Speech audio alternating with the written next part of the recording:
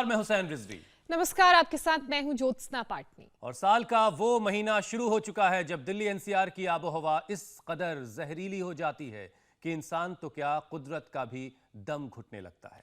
बिल्कुल हुसैन, और इसकी वजह है जलती पराली और पटाखों का धुआं, जो प्रदूषण को इतना बढ़ा देता है कि भरी दोपहर में सूरज ढक जाता है और धूप का नामो निशान तक नहीं नजर आता। वैसे भी हम प्रदूषण के मामले में दुनिया के करीब करीब सभी देशों से आगे हैं। मौसम विभाग के मुताबिक अगले कुछ दिनों में दिल्ली का AQI लेवल 300 के आसपास पहुंच जाएगा, जो कि 100 से नीचे रहना चाहिए। आपको बता दें कि दुनिया के 30 सबसे ज्यादा पोल्यूटेड शहरों में 22 भारत के शहर हैं। दुनिया में मोस्ट पोल्यूटेड कंट्री भले ही चाइना हो, लेकिन दूसरे नंबर पर भारत का गाजियाबाद आता है और हमारी दिल्ली तो दुनिया की सबसे पोल्यूटेड कैपिटल है। Centre for science and environment की स्टडी के मुताबिक दिल्ली एनसीआर के 26 शहरों की हवा रहने लायक नहीं है। WHO की माने तो हवा में PM 2.5 का लेवल 35 होना चाहिए, जबकि दिल्ली एनसीआर के 22 शहरों में ये 123 मापा गया है। ज्योत्सना, वाकई ये बहुत डराने वाला है। प्रदूषण, अस्थमा और ब्रोंकाइटिस की वजह तो है ही, तमाम बहुत सारी और बीमारियां हैं जो प्रदूषण की वजह से हमें अपना शिकार बना लेती हैं। बिल्कुल, खतरनाक लेवल पर पहुंच चुके पोल्यूशन की वजह से हर साल पूरी दुनिया में 1 करोड़ लोगों की जान जाती है। सिर्फ भारत के ही आंकड़े देखें तो हर साल करीब 25 लाख लोग एयर पोल्यूशन का शिकार बनते हैं। ये आंकड़े वाकई डराने वाले हैं और इससे डरने की जरूरत है भी। और इसका सबसे पहला समाधान यह है कि पराली को जलाने से रोका जाए, और साइंटिस्ट इसके ऑल्टरनेटिव तरीकों को तलाश कर रहे हैं, ढूंढ भी रहे हैं। बिल्कुल, और जब तक पराली का परफेक्ट सोल्यूशन नहीं निकलता, हम अपनी तरफ से हवा को साफ रखने की कोशिश कर सकते हैं। और इसकी शुरुआत दीपावली पर यह संकल्प लेकर हो कि पटाखे नहीं जलाएंगे, योग करेंगे और बहुत सारे पेड़ लगाएंगे। और इसकी शुरुआत आज हमें कैसे करनी है, ये बताने के लिए स्वामी रामदेव हमारे साथ जुड़ चुके हैं। स्वामी जी, बहुत बहुत स्वागत है आपका। स्वामी जी प्रणाम।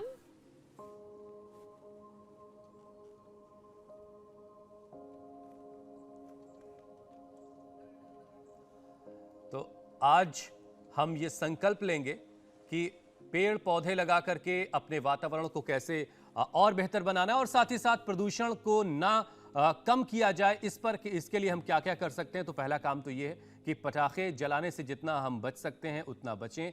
ग्रीन क्रैकर्स का इस्तेमाल कर सकते हैं। और पराली को लेकर के भी एक बड़ी समस्या है। पराली जलाने से प्रदूषण काफ़ी फैलता है और इस वक्त दिल्ली के आसपास जो तमाम प्रदूषण होता है वो पराली की वजह से होता है। लेकिन जो उसने एक अच्छी बात यह है कि 37% गिरावट आई है पराली जलाने के मामलों में। ये एक अच्छी बात है कि लोगों को धीरे धीरे समझ में आ रही है। स्वामी जी, मेरी आवाज अब आप तक पहुंच रही है? तो मेरा नमस्कार खांसी बंदी नहीं होती थी। प्रणाम स्वामी जी। अमृत, और जब से वो तुलसी ड्रॉप्स लिए तो बहुत रिलीफ मिला फर्स्ट डे। आप दोनों को ही प्रणाम करते हुए मैं कह रहा था, सुबह सुबह दौड़ लगाएं, और ज्यादा जगह दौड़ने के लिए नहीं मिलती तो घर में दौड़ लगा लें। जोर से नहीं कर सकते तो ऐसे ऐसे ही कर लें, बड़े बुजुर्ग ऐसे ऐसे लंबे लंबे श्वास।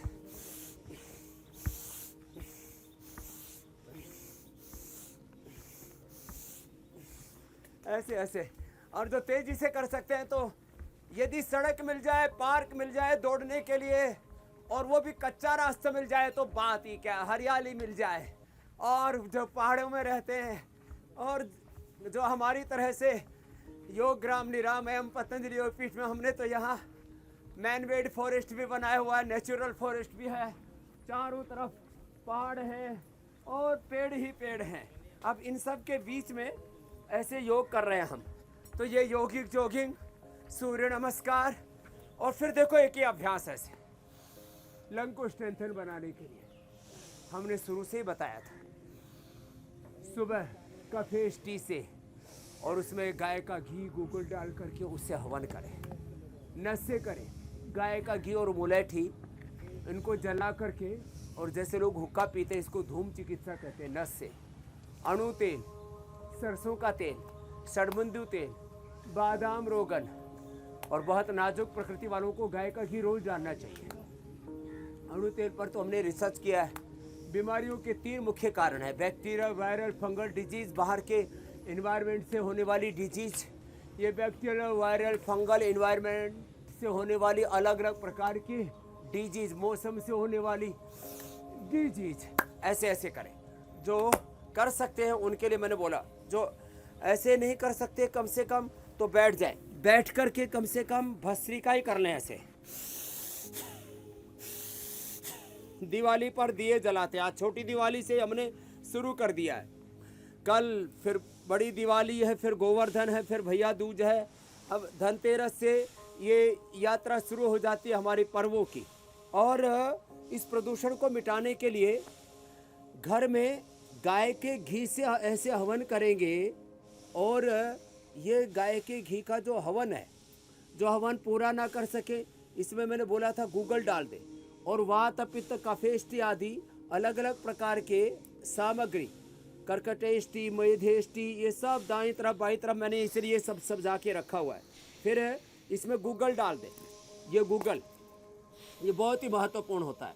ये गूगल ऐसे, गूगल है, लोबान है, ये ऐसे जब जलता है ना, तो इससे एक अलग प्रकार की ऊर्जा, माने नैनो मेडिकेशन है। और जो इतना ना कर सके तो गाय के घी के ये दिए जो आप मेरे सामने देख रहे हो, गाय के घी के ऐसे दिए जला ले। गाय के घी से ऐसे दिए जला दे। और उसमें भस्त्रिका प्राणायाम करें। स्वामी जी, भस्त्रिका प्राणायाम करें। प्रदूषण तो हमें कम करना ही है, लंबे श्वास लें और छोड़ें। और उसके लिए तमाम उपाय भी आप बता रहे हैं। पौधा लगाना है, पौधा लगा करके भी हम अपने वातावरण को पोल्यूशन फ्री पहले के मुकाबले कर सकते हैं, उसको पोल्यूशन कम कर सकते हैं। लेकिन आज स्वामी जी, पौधे भी प्रदूषण बताने की जो वाले मार पड़ती है वो सबसे पहले हमारे लंग्स पर पड़ती है, हमारे फेफड़ों पर पड़ती है। तो हमें अपने लंग्स को कैसे मजबूत करना है, कैसे हम उसे पहले के मुकाबले और हेल्दी बना सकते हैं, कौन कौन से योगाभ्यास उसके लिए हमें करने हैं?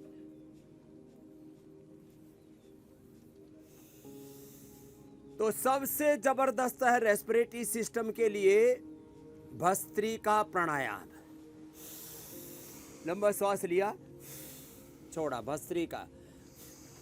सारे प्राणायामों में रेस्पिरेटरी सिस्टम का ही मुख्यतः इन्वॉल्वमेंट होता है। कपालभाति, उज्जाई,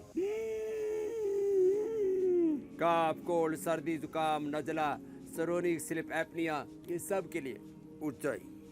फिर अनुलोम विलोम, फिर सूर्य भेदी। इसके अलावा जो आसन है उसमें सबसे अच्छा आसन है उष्ट्रासन। करो बेटा, क्या नाम है आपका? भव्या। भव्या को भी कफ, कोल्ड, अस्थमा, खांसी मिट ही नहीं रही थी 1 साल से। अब यहाँ कितने दिन में मिट गई? फर्स्ट डे से ही रिलीफ हो गया। तो ये उष्ट्रासन। अब देखो, कफ कोल्ड वालों को आसन ध्यान से देखने हैं। लंबे लंबे श्वासों के साथ ये उष्ट्रासन करें।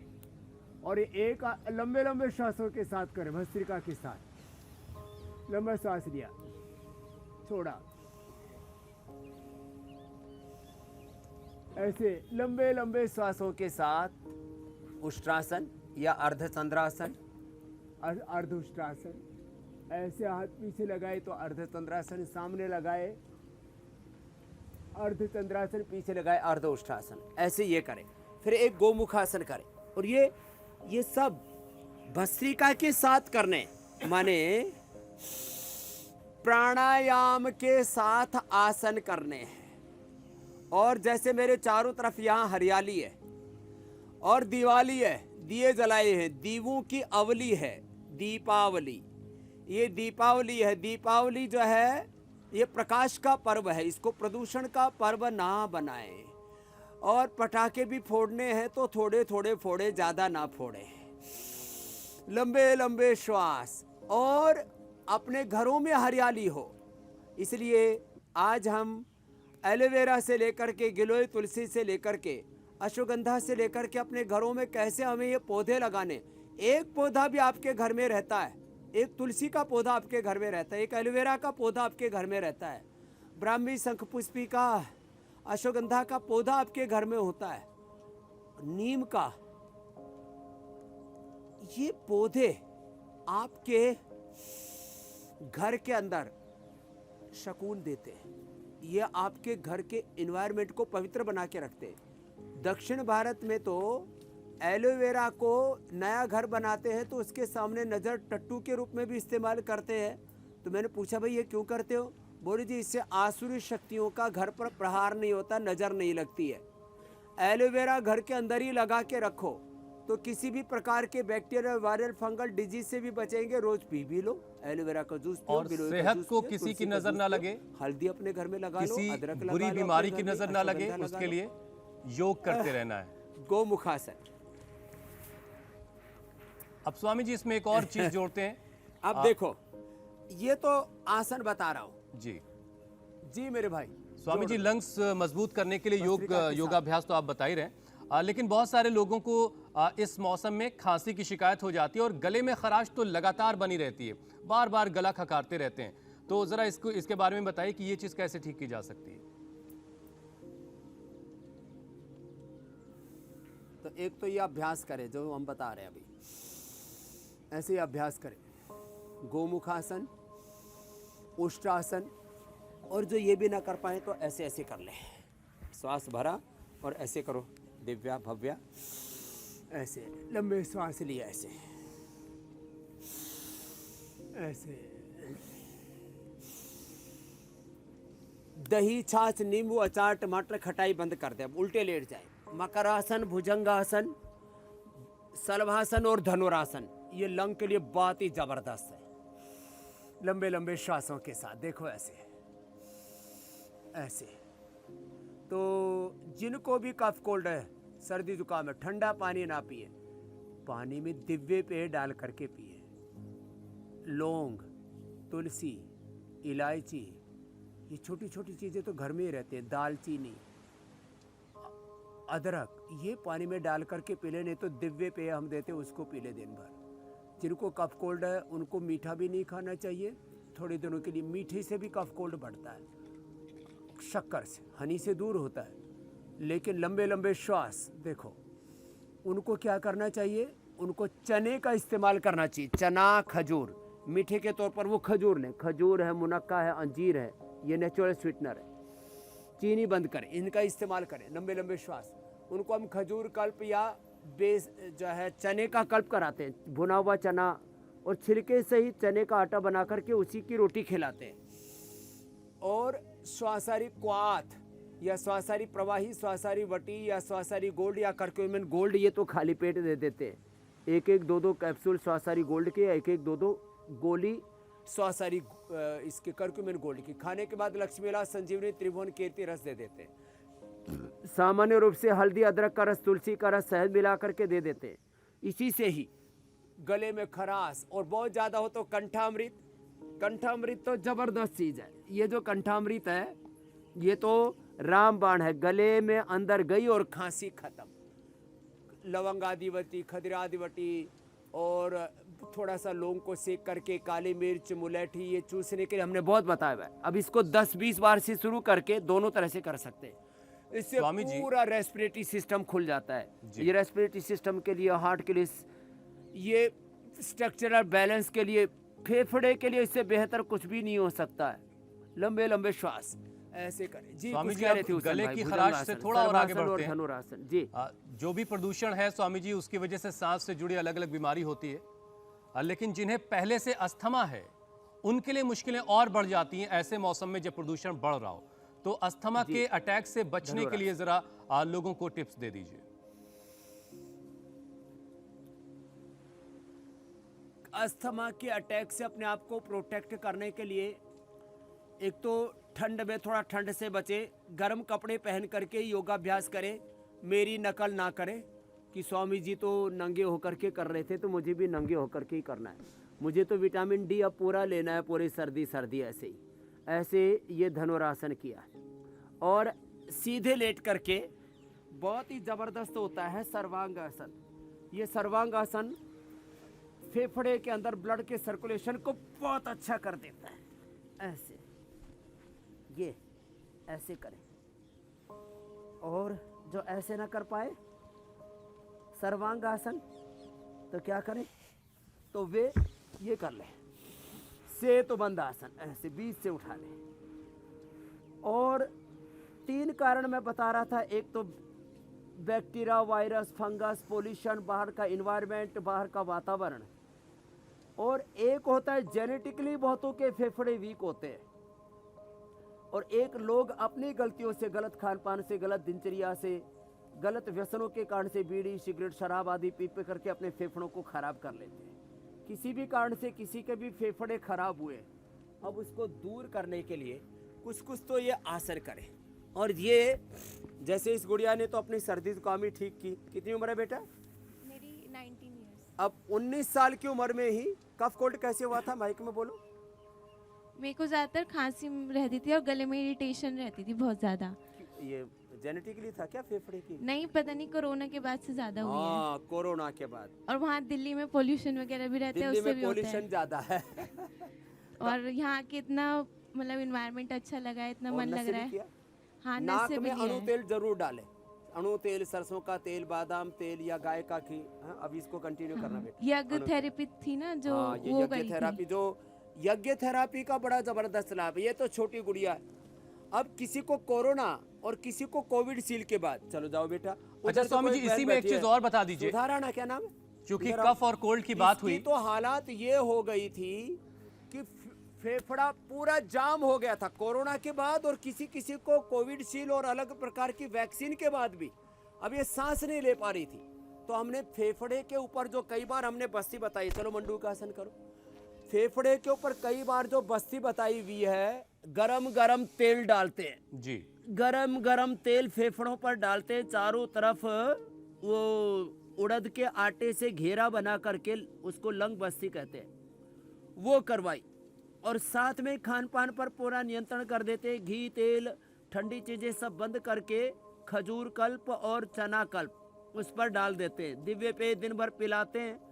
और अस्थमा के लिए स्वासारी गोल्ड, ये खाली पेट 2-2 कैप्सूल खिलाते हैं। और कर्क्यूमिन गोल्ड उठते ही दे देते हैं। और खाने के बाद लक्ष्मी इलाज संजीवनी त्रिभुवन कीर्ति रस, बस इतना कर लेते हैं तो अस्थमा।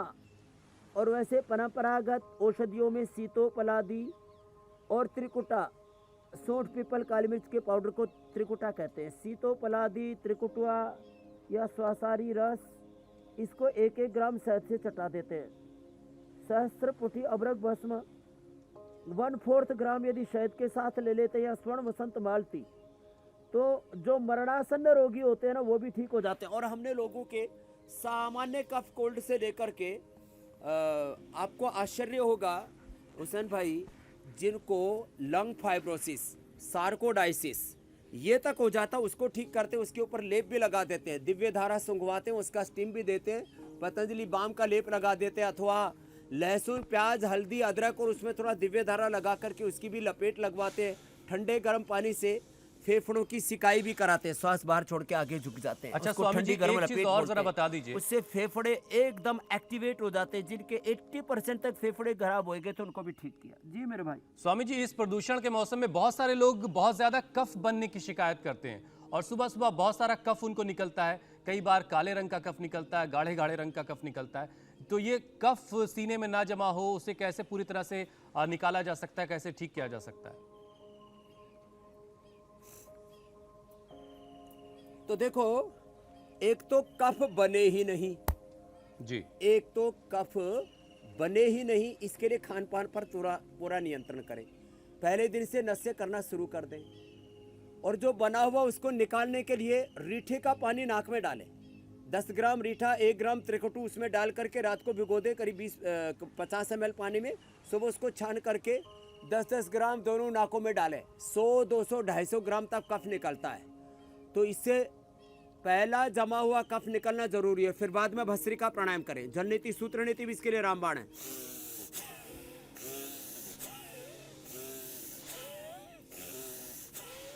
करो, सब करो। इन्होंने सब ने, ये बात टोपी वाला भाई भी उसको दो ना भाई। अब किसी को कोरोना से, किसी को कोविड सील से, किसी को वैक्सीन से ये फेफड़ों पे और अटैक हुआ। तो मेरे क्या हुआ था? हाँ,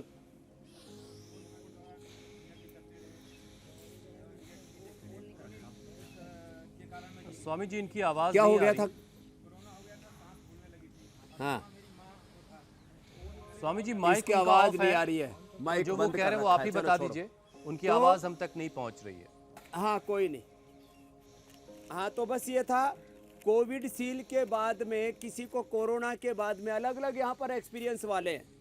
तो जो है हवन किया, यज्ञ थेरापी, भस्त्रिका प्राणायाम किया। भस्त्रिका प्राणायाम बहुत जरूरी है। सामान्य, इतना, मध्यम, ऐसे और तीव्र।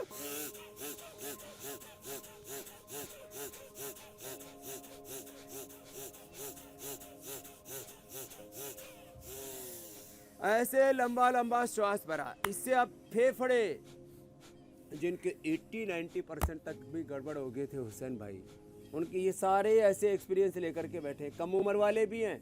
अब ये लड़का, तो कितनी उम्र है बेटा तुम्हारी? 32। हाँ?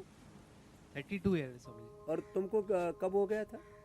मुझे सर्दी खांसी फीवर और कफ हो गया था स्वामी जी अभी 2 दिन पहले, और लगभग 1-1.5 दिन में पूरा ठीक हो गया। 1 ही 1.5 दिन में ठीक कर लिया? क्या क्या किया? स्वामी जी एंटी कोल्ड काढ़ा लिया। हाँ, ये जो हम स्वासारी क्वाद देते हैं, और एंटी कोल्ड थेरेपी की। हाँ, और जल नीति सूत्र नीति, इन्हीं से ठीक हो गया। इन्हीं से ठीक कर लिया। अब पहले इतने उम्र के बालक क्या जल नीति सूत्र नीति जाना करते थे, अब वही करके ठीक हो रहे हैं। अब इनको नशे देते हैं, इनको अणु तेल डालते हैं। ये छोटी छोटी चीजें, इसी से ही बलगम पहले बना हुआ है, अंदर जमा हुआ वो निकल जाता, फिर नया बनता नहीं है। तो मैं सबसे कहूँगा, रोज योग करें, यज्ञ करें, प्राणायाम जरूर करें। भस्त्रिका 5 से 10 मिनट सामान्य गति से, मध्यम या तीव्र गति से। फिर अनुलोम विलोम भी, ये भी बड़ा जबरदस्त है लंग के लिए। बाएं से लिया, दाएं से बाहर, दाएं से लिया, बाएं से बाहर। ज़्यादा कफ बने तो 1-2 गोली, किसी किसी को तो प्राणायाम करते करते खांसी होने लगती है। तो ऐसे ये तो सब एंकरों को भी रखनी चाहिए। कभी कभी मैं देखता हूँ खबर पढ़ते पढ़ते, और किसी किसी को कैमरा हटाना पड़ता है, इतना ज़्यादा कफ कोल्ड हो जाता है। नहीं तो कोई मुलेठी रखते हैं, कोई और कुछ रखते हैं, कुछ इधर उधर की वैक्स आदि लगा करके रखते हैं, कुछ ना कुछ जो है करते हैं। इसमें अच्छा ये है ना कि ये अपना मुलेठी चूस ले, लौंग चूस ले, काली मिर्च चूस ले, सबसे अच्छा है ये कंठामृत। ये अपनी जेब में रखना चाहिए, कभी भी कफ कोल्ड नहीं होगा। जी। और बिल्कुल स्वामी सुबह जी, एक बार भस्त्रिका। जैसा आप कहते हैं कि इन छोटी छोटी बातों का ख्याल रखना जरूरी है, ये हम हर बेस्ट है। छोटी से बड़ी और दूध में परेशानी को हल्दी, दूर भगा सिलाजी, सकते हैं। च्यवनप्राश। जी स्वामी जी, जहरीले धुएं से एलर्जी की परेशानी भी बहुत बढ़ जाती है, खासकर स्किन और आंखों की जो दिक्कतें हैं वो ज्यादा लोगों को होने लगती हैं। तो ऐसे में इस जहरीले धुएं के बीच अपनी आंखों और स्किन को कैसे बचाया जाए, उसके लिए क्या करें? सुबह उठ करके ठंडा पानी मुंह में भर लें, और ठंडे पानी से तो आंखों को धोएं। जिनकी उम्र 40-50 साल से ज़्यादा और आंखों में लालिमा नहीं है तो दृष्टि डालें, बाकी सोम में आई ड्रॉप डालें। अथवा त्रिफला दरदरा कूट करके, त्रिफला हरड़ बहेड़ा आंवला हो सके तो उसके अंदर थोड़ा सा गुलाब की पंखुड़ियाँ, मुलेठी और दारू हल्दी, ये भी डाल देते हैं। तो उससे आंखों को वाश करें, या गुलाब जल आंखों में डालें उससे। और फिर एलोवेरा, ये जो एलोवेरा आज हमने रखा हुआ है, एक से ही कम से कम ये 25-50 हो गया है, इतना तेजी से बढ़ता है। एलोवेरा जो है, इसको यदि मुंह के अंदर छाले हो गए हैं तो चबाना चाहिए पत्ते को, 5 मिनट वो रस अंदर ही रहना चाहिए। मुंह के छाले, दांत हिलने बंद हो जाते हैं इससे, इतना ज़बरदस्त है। चेहरे पर लगाओ तो इसमें जो एलोविन होता है उससे पूरे चेहरे का ग्लो बढ़ जाता है। पिंपल्स, रिंकल्स और तमाम तरह के रैसेस एक ही दिन के अंदर ठीक। और बहुत ज़्यादा चेहरा पूरा भरा हुआ है तो 7 दिन में ठीक। 7 दिन का चैलेंज है इसका। और एलोवेरा और गिलोय का जूस भी पी ले तो अंदर से भी ठीक। पेट के कारण से भी ये चेहरे पर मुहासे से निकलते पानी कम पीने से, तो इसलिए सुबह सुबह पानी पिया करें पूरा। पानी पीने से भी ये स्किन की प्रॉब्लम से बच जाते हैं। और जो है बहुत ही पेट खराब है तो सर्वकल्प और कायाकल्प का क्वाथ पी लें, नहीं तो कायाकल्प बटी 2-2 गोली खाली पेट, और खाने के बाद नीम और गिलोय घनबटी खा लें। उससे तो पूरा पेट भी अच्छा रहेगा, स्किन भी एकदम साफ रहेगी, पूरे शरीर की स्किन साफ रहेगी, चेहरा भी साफ रहेगा, और वहाँ तो पित्त कफ का भी शरीर में संतुलन रहेगा। ये छोटी छोटी बातें हैं लेकिन बहुत ही महत्वपूर्ण है। ज्योत्सना जी, प्रधानमंत्री ज्योति जलती रहेगी। COP26 के मंच से बोल रहे थे और बहुत गजब की बात, बहुत पते की बात उन्होंने कही कि ये हमारे पापों का नतीजा है जो हम आज भोग रहे हैं। जो हमने अपना वातावरण प्रदूषित किया है, जो जलवायु परिवर्तन के जो तमाम सारे मुद्दे हैं, और इस पर दुनिया की एक बड़ी जिम्मेदारी बनती है, जिसको लेकर के प्रधानमंत्री ने ये बड़ी बात ग्लासगो में कही। और हम सबको ये बात समझनी होगी कि जो भी हमने वातावरण को प्रदूषित किया है, उसके जिम्मेदार हम खुद ही हैं। तो मैं सोच रहा हूँ कि जैसा वातावरण आपने स्वामी जी बनाया है पतंजलि के योगग्राम में, क्या हम वैसा वातावरण पूरे हिंदुस्तान में नहीं बना सकते?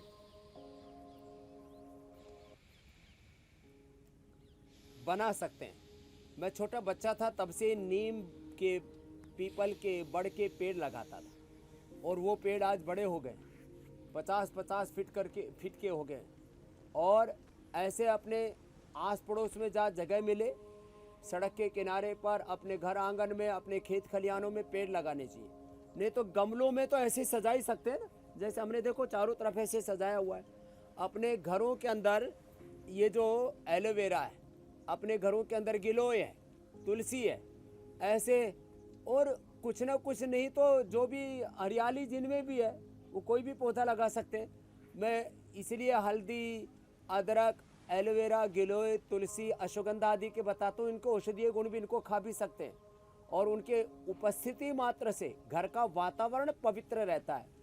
लोग कहते हैं शनु की तरह हो, भूत प्रेत की बाधा है, कोई नेगेटिव एनर्जी घर में है, वास्तु दोष है। सारे दोष वो टल जाएंगे, सारे ग्रह दोष भी। लेकिन बड़ी हैरानी की बात है स्वामी जी कि दिल्ली में अच्छी खासी हरियाली दिखती है, लेकिन बावजूद उसके प्रदूषण भी सबसे ज्यादा रहता है। और ऐसे में एक बहुत आम सा सवाल लोग पूछ रहे होते हैं स्वामी जी कि दिल्ली की जो पोल्यूटेड हवा है, जो गैस चैम्बर में तब्दील हो जाती है, क्या ऐसे वक्त में बाहर निकल के डीप ब्रीदिंग के जो योगा प्राणायाम है जैसे ये सारी चीजें क्या बाहर की आबो हवा में करना चाहिए या नहीं करना चाहिए?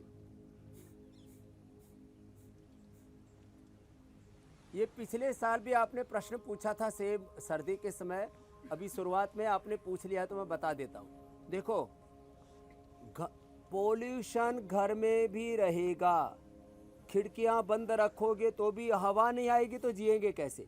इसलिए जहाँ जहाँ हवा है वहाँ वहाँ पोल्यूशन है। अब फेफड़े आपके उसको पकड़ के ना रखें, इसके लिए सुबह 5 मिनट ऐसे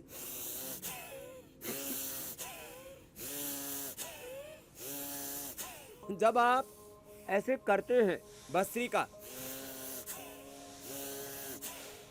तब ऑक्सीजन तो मिल जाता है, और जो कार्बन अंदर जमा है या बाहर भी वातावरण का, उसको प्रश्वास से हम बाहर निकाल देते हैं। इसलिए मैं सबसे कहूँगा, सड़कों पर तो नहीं घूमना चाहिए, वहाँ तो पोल्यूशन का लेवल बहुत ज़्यादा होता है। बाकी फिर वो धीरे धीरे करके बैठ जाते हैं, उसके जो कार्बन के कण हैं वो। पार्कों में ज़रूर जाना चाहिए, और वहाँ जब आप प्राणायाम करते हैं, और ये प्रयोग मैं पिछले 30 सालों से कर रहा हूँ, करवा रहा हूँ, कोई असर बुरा नहीं होता है। तो देखो, जो अंदर पोल्यूशन तो सबके जाएगा, उसको कितना बॉडी निकाल पाती है। तो जो प्राणायाम करते हैं उनके अंदर कार्बन के कण, वो गंदगी अंदर जमती नहीं है। अब कोई इसका अन्यथा अर्थ भी ले सकता है कि मैं तो प्राणायाम करता हूँ और फिर बीड़ी सिगरेट भी पीता हूँ तो उसका असर नहीं होता है। ये बात सच है कि कोई प्राणायाम करेगा, भस्त्रिका करेगा, कपालभाति, अनुलोम विलोम करेगा और हुक्का, बीड़ी, सिगरेट भी पिएगा तो उसका असर कम होगा। तो इतनी सी बात कहता हूँ कि आप पोल्यूशन में भी रहते हैं। अब ये 3-4 तरह का पोल्यूशन है, पराली जलती है, इंडस्ट्रियल पोल्यूशन है, फिर वाहनों का, व्हीकल्स का पोल्यूशन है, ऑटोमोबाइल का पोल्यूशन है, फिर अलग अलग प्रकार से और धूल आदि का पोल्यूशन है। योग करने वाले के ऊपर ये कोई असर नहीं करता, क्योंकि देखो घी तेल तो सब खाते हैं, सबको हार्ट में ब्लॉकेज क्यों नहीं आते? शरीर उसको जमने नहीं देता। तो अंदर से हार्ट को स्ट्रॉन्ग करे तो आप घी तेल खाएंगे तो अंदर जमेगा नहीं कोलेस्ट्रॉल आदि के रूप में। आपका लंग स्ट्रॉन्ग होना चाहिए तो अंदर कार्बन नहीं जमेगा। आपका पेट, आपका लिवर, आपकी आंतें स्ट्रॉन्ग होनी चाहिए तो उसमें गंदगी नहीं जमेगी, नहीं तो उन्हीं से गंदगी खींचता है शरीर और कई प्रकार के टॉक्सिन्स, ऑक्सीडेंट्स बढ़ जाते हैं। मतलब ये स्वामी जी की प्रदूषण कम करना हमारी जिम्मेदारी है, उसके लिए हम काम करते रहे, लेकिन साथ में खुद को इतना मजबूत बना लें कि प्रदूषण का असर हमारे पर कम से कम हो और हम खुद को मजबूत योगाभ्यास के जरिए बना सकते हैं। स्वामी जी, अब बारी सवालों की है और सबसे पहला सवाल संतोष का है। हालांकि इन तमाम सवालों के जवाब आप पहले दे चुके हैं, लेकिन फिर भी उनकी बेटी को अस्थमा की परेशानी है और सीने में उस बच्ची को काफी दर्द रहता है, तो उनके लिए कोई उपाय बता दें। तो सीने में दर्द रहता है तो एक तो ये पॉइंट दबाया करें यहाँ से, स्वासारी गोल्ड, स्वासारी गोल्ड के साथ स्वासारी वटी, स्वासारी प्रवाही, दिव्य पे, करक्यूमिन गोल्ड, खाली पेट और खाने के बाद लक्ष्मी लाज, संजीवनी, त्रिभुवन, कीर्ति रस, जो इतने उपाय बताता हूँ इसमें से एक दो उपाय भी कर ले तो पर्याप्त है। ये पॉइंट दबा लें और ये कंठामृत या लवंग आदि, खदरे आदि वटी चूस लें। और जो फेफड़े में दर्द रहता है उसके लिए ये जो पतंजलि बाम हम जो बताते हैं ना, ये पतंजलि बाम ऐसे ये फेफड़े पर ऐसे लगा करके, ऐसे इसको ऐसे लगा लिया जाता है, ऐसे लपेट करके, ऐसे ये पूरा लपेट लिया ऐसे, इसको लपेट करके और ऊपर से कपड़ा बांध लेते हैं, कोई भी ऐसे कॉटन का कपड़ा उसको ऊपर से ऐसे बांध लेते हैं और बांध करके और फिर उस आदमी को लिटा देते हैं। साथ रात को सोते समय ऐसे ही ये कपड़ा बांध करके और फिर उनको लिटा दिया करें तो एकदम से काफ, कोल्ड, सिरे का दर्द एकदम से गायब हो जाता है। ये ऐसा नेचुरल उपाय है। दिव्य धारा जो हम देते हैं उसको ऐसे सूंघ लिया करें नाक से, थोड़ा ऐसे, ये इसको भी सूंघ सकते हैं ऐसे, और एकदम से इससे फ़ायदा होगा। घी वाली चीज़ें बंद कर दें, ठंडा पानी बंद कर दें और चने की ही रोटी खाएं थोड़े दिन, खजूर, मुनक्का, अंजीर इन्हीं का सेवन करें, थोड़े दिन अनाज बंद कर दें। एक दिन से लेकर के एक सप्ताह में ठीक हो जाएंगे, दर्द पूरा गायब हो जाएगा, अंदर फेफड़े एकदम फौलादी हो जाएंगे। हुसैन भाई जी, स्वामी जी अगला सवाल हरि किशोर का है, अपनी नाती के लिए सवाल पूछ रहे हैं। हरि किशोर का कहना है कि उनकी नाती की उम्र 18 साल है, सांस लेने में तकलीफ होती है, नाक धीरे धीरे टेढ़ी हो गई है और जो लेफ्ट नॉस्ट्रिल है यानी कि बायां नॉस्ट्रिल वो बंद हो रहा है। तो अब इतनी सारी परेशानियां हैं तो कैसे ठीक करें? तो नाक टेढ़ा हो जाता, अंदर पोलिप्स हो जाते हैं। इसके लिए जलनेती सूत्रनेती के अलावा एक बहुत अच्छा उपाय है, रीठे का झोल मैंने बताया था, अणु तेल, वो तो नस्य तो करे ही करे। इसमें बहुत अच्छा उपाय है, 5 बादाम और 5 काली मिर्च धीरे धीरे चबा करके खा लें, इससे नाक एकदम खुल जाते हैं। उम्र कम है तो दौड़ लगा लें और भस्त्रिका, कपालभाति, अनुलोम विलोम बंद रहते हैं तो ये फेफड़े का जैसे पॉइंट बताया नाक का पॉइंट है, ऐसे दबाते ही नाक खुल जाते हैं, ऐसे दबाते और नाक टेढ़ी भी अपने आप सीधी हो जाती। जैसे आर्थराइटिस से हाथ पैर टेढ़े होते हैं ऐसे ये अस्थमा में, कफ कोल्ड में नाक टेढ़ा होता है, वो नाक भी अनुलोम विलोम से सीधा हो जाएगा।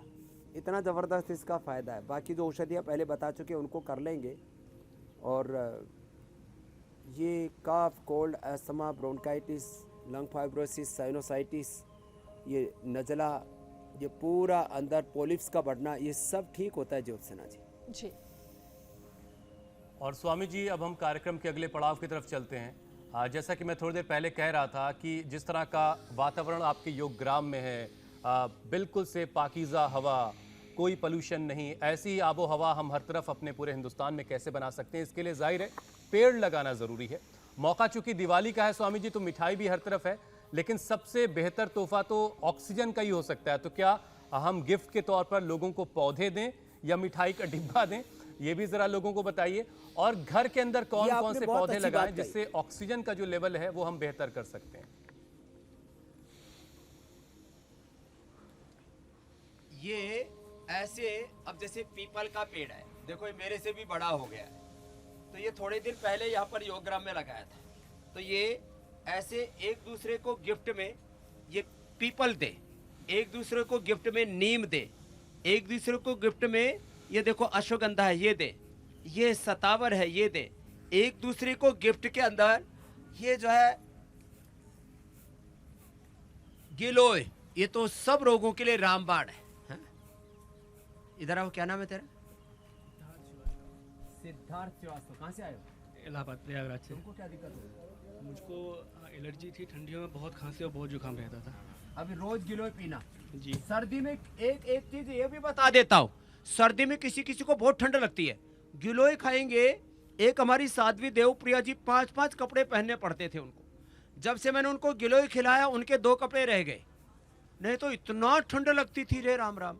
तो आप ये गिलोय लो, आपको ही गिफ्ट है। ये टोपी वाले भैया इधर आओ, इसका बेटा तो यहाँ योगाचार्य हो गया है, तुमको ये तुलसी की गिफ्ट दे रहे हैं, अपने घर में लगाना। ऐसे ही ये गिलोय, ये तुलसी, ये एलोवेरा, हाँ, ले तेरे को भी ले। और ऐसे ही ये छोटा वाला एलोवेरा ठीक है गिफ्ट स्वामी में जी। दे। अब एक के ये बहुत बच्चे तैयार हो जाते हैं। अब जैसे एक लगाया था हमने, अब इसमें 50 बच्चे तैयार हो गए। ऐसे ये दीपावली पर पेड़ पौधे औषधीय वनस्पतियां ये उपहार में दे, और अच्छी चीजें उपहार में दे, अच्छा साहित्य उपहार में दे, पतंजलि के उत्पाद उपहार में दे। क्योंकि राजनीतिक रूप से तो देश आजाद हो गया, आर्थिक रूप से, सांस्कृतिक, वैचारिक रूप से, शिक्षा चिकित्सा के रूप में अभी भी गुलामी की जंजीरों में, बेड़ियों में देश जकड़ा हुआ है। हम स्वदेशी अपनाएंगे, देश को बचाएंगे। वैसे इस बार करीब 50,000 करोड़ रुपए की चाइना को हमने चपत लगाई है। वहां से अपनी चीजें अपने देश के अंदर अपने दिए, अपनी चीजें ये हमने बढ़ा और करके। स्वामी जी तो आखिरी ऐसे संदेश बहुत अच्छा ये था काम भी करते रहना कि चाहिए इस मेरे बार भाई। दीपावली के मौके पर मिठाई के डिब्बे के बजाय अगर आप ऑक्सीजन देने वाला कोई पौधा किसी अपने को गिफ्ट करते हैं तो ये ज्यादा खूबसूरत बात होगी। दीपावली की बहुत सारी शुभकामनाएं। आज छोटी दीपावली है। बहुत बहुत शुक्रिया, बहुत बहुत धन्यवाद। स्वामी जी प्रणाम, बहुत बहुत और इस शुभकामनाएं। बार हम दीपावली पर हवन कुंड भी गिफ्ट दे रहे हैं। बहुत बहुत क्या प्रणाम। बात है। नमस्ते।